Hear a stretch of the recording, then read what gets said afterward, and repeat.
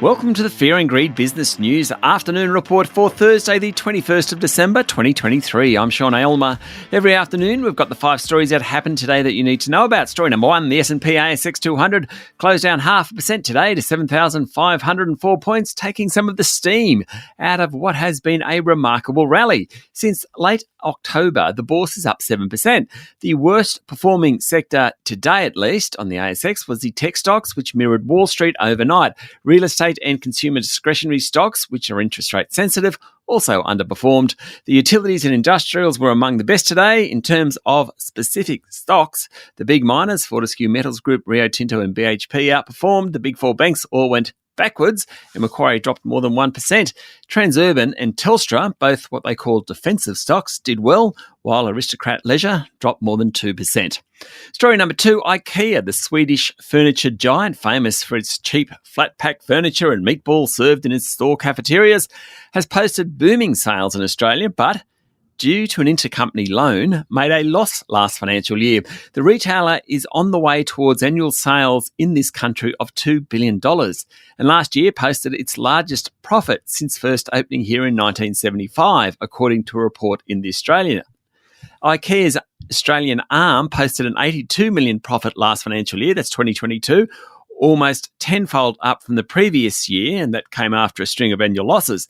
But for the 12 months to the end of August 2023, this last financial year, somehow the local arm lost $48.5 million. Now, it was due to a number of unexplained financial expenses, including a loss from the derecognition of financial liability. No idea what that means. Basically, turnover's booming, yet last year the company recorded its worst result in at least 8 years. Go figure that. Story number 3, the government has called on the big social media platforms to negotiate new deals to compensate media players for use of content, lest face litigation. Assistant Treasurer Stephen Jones warned tech players such as Google and Meta, the parent of Facebook, that he's prepared to use the laws if they don't negotiate in good faith. Now, the code was introduced back in March 2021 and gives the government the power to force negotiations between digital platforms and news businesses. It came after traditional players complained that their content was being used by the tech giants for free. While the code has not been formally used yet, the threat of the government appointing a mediator, known as a designation, has prompted more than 30 commercial arrangements worth more than $200 million between Google and Meta and small and large Australian news businesses. Many of those deals, especially between Meta and publishers, will expire over the next 12 months. Story number 4, Toyota's share price in Japan tumbled over the past 24 hours after subsidiary Daihatsu Motors offices were raided over a safety scandal, and the automaker, that's Toyota, had to recall 1 million vehicles.